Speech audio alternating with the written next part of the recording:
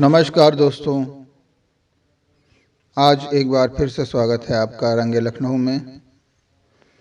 मेरा नाम है पिंगाक्ष त्रिपाठी और दोस्तों आज एक छोटी सी कहानी लेकर आया हूं जो कि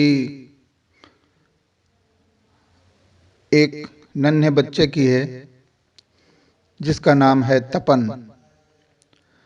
तपन छठी कक्षा में पढ़ता था और वो बहुत ही स्मार्ट और तेज तर्रार लड़का था। उसका दिमाग बहुत तेज चलता था और हमेशा वो चीज़ों में कारण ढूंढा करता था।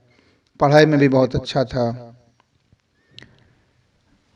वो और उसके दो दोस्त उत्कर्ष और अजीत दोनों साथ ही अपने घर से साइकिलों पे जाया करते थे और स्कूल जाते समय एक बड़ा सा चौराहा पड़ता था जहाँ पर वो इकट्ठा होते और वहाँ से अपने स्कूल चले जाते। इन तीनों में बहुत ही अच्छी दोस्ती थी। बाकी स्कूल के बदमाश और शैतान लड़कों से तपन थोड़ा दूर ही रहता था। इन लोगों की रोज़ की आदत थी कि स्कूल के बाद बाहर आते और वहाँ पे एक भैया जी लैया मुरमुरा या भेलपुरी कहें उसका ठेला लगाते थे। उसको ये ज़रूर खाते थे क्योंकि तपन की मम्मी और उत्कर्ष और अजीत की मम्मी भी रोज़ उनको 5 रुपए देती थी। इनको बड़ा मज़ा आता था। पढ़ाई चल रही थी और स्कूल की छुट्टी होने के बाद तीनों में से एक जो पहले आ जाता वो उसी खोमचे वाले के पास, ठेले वाले के पास खड़ा हो जाता और बाकी दो का इंतज़ार करता। ऐसे ही दिन बीतते गए। एक दिन तपन छुट्टी होने के बाद साइकिल स्टैंड से अपनी साइकिल लेकर खोमचे वाले के पास आया और खड़ा हो गया। थोड़ी देर में अजीत भी आ गया। धीरे धीरे सारे बच्चे जाते रहे लेकिन उत्कर्ष नहीं दिखाई दिया। तपन को अजीब सा लगा कि आखिर इतना देर हो गई और उत्कर्ष नहीं आया। उसने कहा अच्छा 5 मिनट और इंतज़ार कर लेते हैं, हो सकता है कुछ वर्क दे दिया हो मैम ने। लेकिन 5 नहीं, 10 नहीं, 20-25 मिनट बीत गए। तब तपन ने अजीत से कहा कि तुम रुको, मैं ज़रा पता कर देख के आता हूँ कहाँ पर है उत्कर्ष। पहले तो वो सीधे अपनी क्लास में गया। देखा सारी क्लास, सारी बिल्डिंग खाली हो चुकी थी। सारे टीचर्स, प्रिंसिपल सब जा चुके थे। प्लेग्राउंड भी खाली था। उसने स्टैंड वाले भैया से भी पूछा कि भैया वो उत्कर्ष जो 6B में पढ़ता है, जानते हैं ना उसको? उनका हाँ हाँ जानता हूँ। तो वो कब निकला? वो निकल गया कि अभी उसकी साइकिल खड़ी है? उन्होंने एक नज़र घुमाई और कहा नहीं नहीं, वो तो तुम लोगों के निकलने से थोड़ी देर पहले ही निकल गया था। तपन को अजीब सा लगा कि ये एकदम से उत्कर्ष पहले क्यों निकल गया। खैर उस दिन उन लोगों ने भेलपुरी नहीं खाई और धीरे धीरे अपनी साइकिल से वापस जाने लगे। उनके स्कूल से बड़ा चौराहा लगभग 2 किलोमीटर की दूर पर रहा होगा और वो रोड बड़ी सुनसान सी रोड थी जिसके दोनों तरफ जंगल और झाड़ हुआ करते थे। बड़े बड़े पेड़ लगे थे। लगभग आधा पौन किलोमीटर ही गए होंगे दोनों की तपन की नज़र अचानक किसी चीज़ पर पड़ती है और वो अजीत से कहता है अरे अजीत रुको रुको, ये देखो। अजीत रुक जाता है। क्या? ये देखो उत्कर्ष की साइकिल, ये पड़ी हुई है झाड़ी के पीछे, देखो। अजीत उतर के भाग के आता है, अरे हाँ, ये साइकिल यहाँ कैसे पड़ी हुई है? आखिर उत्कर्ष कहाँ गया? तपन ने ध्यान से साइकिल के हर तरफ देखा, कहीं कुछ नहीं दिखाई दिया, ना उसका बैग ना बोतल। लेकिन किसी एक चीज पे, उत्कर्ष की साइकिल पे तपन की नजर पड़ी। कुछ स्केच पेन से लिखा हुआ था, 2-3 अक्षर। खैर, उन दोनों ने कहा कि अब क्या करें। तपन ने कहा कि चलो सबसे पहले उत्कर्ष के घर चलते हैं। वो दोनों जल्दी जल्दी उत्कर्ष के घर गए। वहाँ उनकी मम्मी थी, उत्कर्ष के पापा ऑफिस में थे। उत्कर्ष घर पर भी नहीं था। तपन ने सारी बात बताई तो उत्कर्ष की मम्मी घबरा गई। उन्होंने तुरंत उत्कर्ष के पापा को बुलाया और सारी बात बताई। उत्कर्ष के पापा इन दोनों को लेके उसी जगह पर आए जहां पर साइकिल पड़ी थी। इन लोगों ने सब तरफ ढूंढा, लेकिन उत्कर्ष कहीं नहीं दिखाई पड़ा। अगल बगल वालों से पूछा भी, लेकिन किसी ने कुछ भी बताने से इनकार कर दिया। फिर उत्कर्ष के पापा ने तुरंत स्कूल के प्रिंसिपल को फ़ोन किया और उन्हें पूरी बात बताई।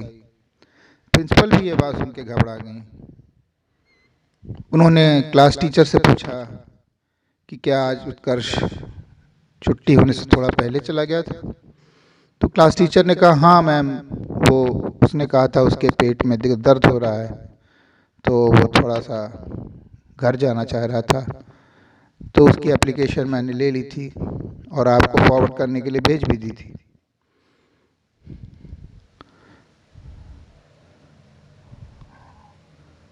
इसीलिए वो आज जल्दी घर चला गया था।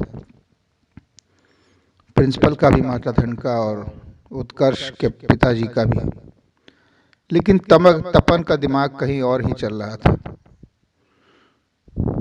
उत्कर्ष के पापा ने तुरंत वहाँ के पुलिस थाने पर फ़ोन किया। तुरंत पुलिस आ गई। उन्होंने साइकिल को उठाया, सारी जांच की, आसपास लोगों से पूछताछ की। फिर वो स्कूल गए। स्कूल में टीचरों को बुला लिया गया, प्रिंसिपल भी आ गए। सबसे बात हुई, पूछताछ हुई, गेट वाले से, खोमचे वालों से, लेकिन किसी ने कुछ नहीं देखा था। इसके बाद उत्कर्ष के पापा ने कहा कि चलो मैं तुम दोनों को छोड़ देता हूँ तुम लोगों के घर। तो तपन और अजीत ने कहा कि नहीं अंकल, हम दोनों चले जाएंगे, आप परेशान ना होइए, आप अपने घर जाइए, आंटी परेशान हो रही होंगी। लेकिन बेटा, आखिर उत्कर्ष चला कहाँ गया? कुछ बताया था उसने तुम लोगों को? कभी कोई ऐसी बात हुई? तपन ने कहा सोचते हुए, नहीं अंकल, ऐसी तो कभी कुछ नहीं बात नहीं हुई, उसने कभी कुछ नहीं बताया। लेकिन आप चिंता न करिए अंकल, पुलिस वाले अंकल लोग जल्दी ही उसको ढूंढ लेंगे। इतनी बात हो के पुलिस वाले अपने थाने चले गए और उत्कर्ष के पापा अपनी स्कूटर से अपने घर चले गए।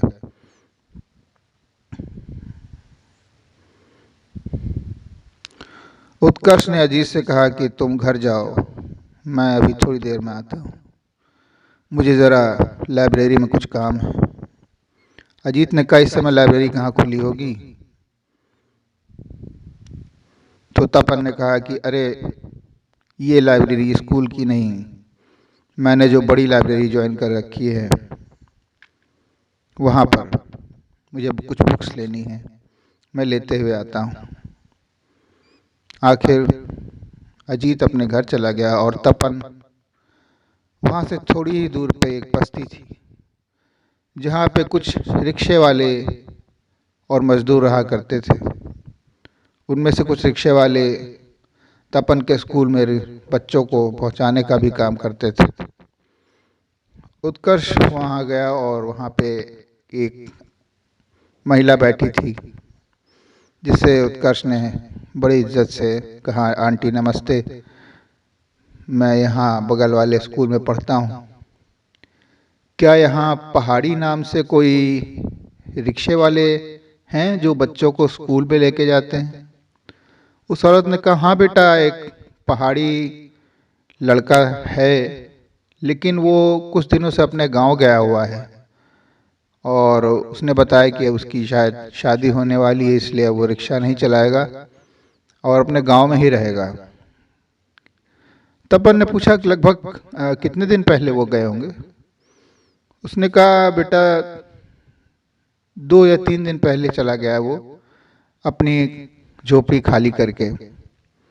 तपन ने कहा, उनका कुछ नंबर या कोई जानने वाला उनका?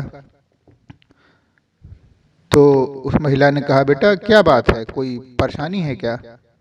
तपन ने कहा, नहीं नहीं आंटी, कोई परेशानी नहीं। असल में मैं पहले उनके रिक्शे पे जाता था, तो जब से वो नहीं आ रहे हैं तो बड़ी दिक्कत हो रही है, इसलिए मैं पता करने आ गया कि अगर वो रिक्शा चला रहे हों तो मेरे मम्मी पापा उनको रखना चाह रहे थे मुझे स्कूल लाने ले जाने के लिए।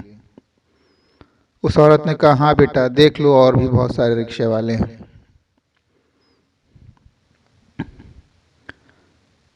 खैर, तपन ने जाते जाते मुड़ के एक बार फिर उस महिला से कहा कि अच्छा आंटी, ये बताइए कि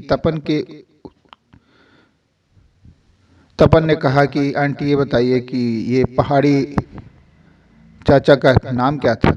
उस महिला ने कहा, बेटा हम लोग तो बस उसे पहाड़ी ही पहाड़ी कहते थे, क्योंकि नेपाल का रहने वाला था और उसका नाम तो कोई नहीं जानता था, लेकिन उसका कोई रिश्तेदार शहर के पिछले भाग में जो छोटे क्वार्टर्स बने हुए हैं वहाँ पे रहता था। मुझे याद भी है, शायद उसने 1-2 बार जिक्र किया था कि उसके कोई दूर के चाचा या मामा वहाँ रहते थे और मजदूरी करते थे, उनको वो सरकारी क्वार्टर मिला था। अब तपन ने कहा, क्या आप वो कॉलोनी का नाम बता सकती हैं? कहाँ बेटा, वो शहर विकास कॉलोनी में शायद पहले ही फ्लैट जो सरकार बना के देती है, पहला ही मकान उसका था, इससे ज़्यादा तो मुझे नहीं पता। तपन ने कहा, अच्छा आंटी, बस चलिए, मैं कुछ दिन बाद फिर पूछ लूँगा कि। इतना कह के तपन तुरंत साइकिल निकाल के उस कॉलोनी की तरफ गया।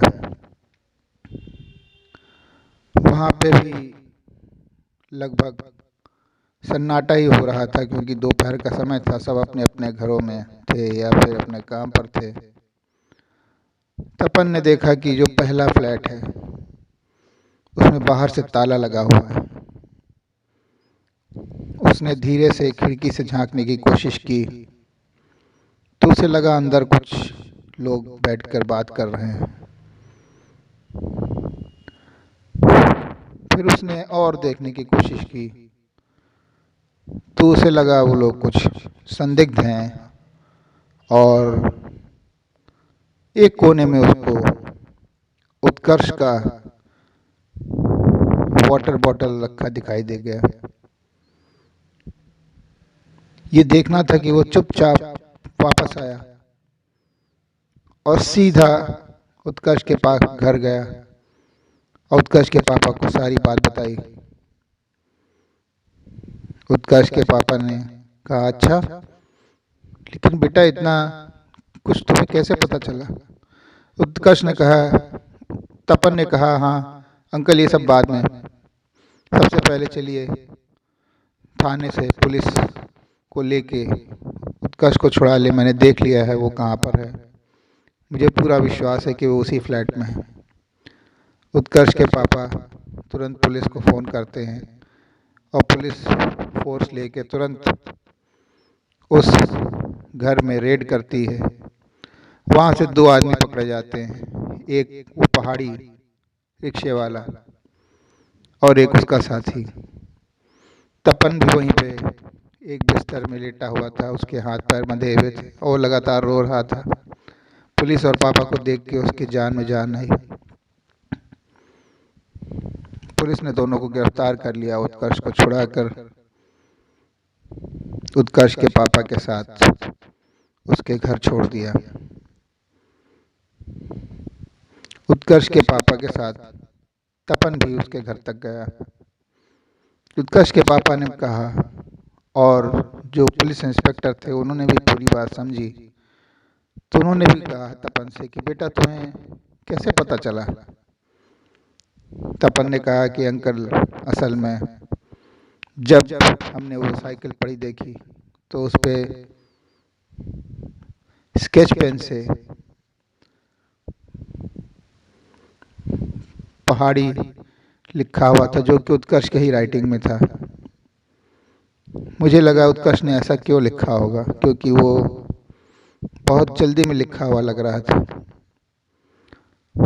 फिर उत्कर्ष ने बताया कि हाँ, जब मैं वहाँ पहुँचा तो मेरी साइकिल पंचर हो गई, जहाँ पे साइकिल गिरी हुई पाई गई।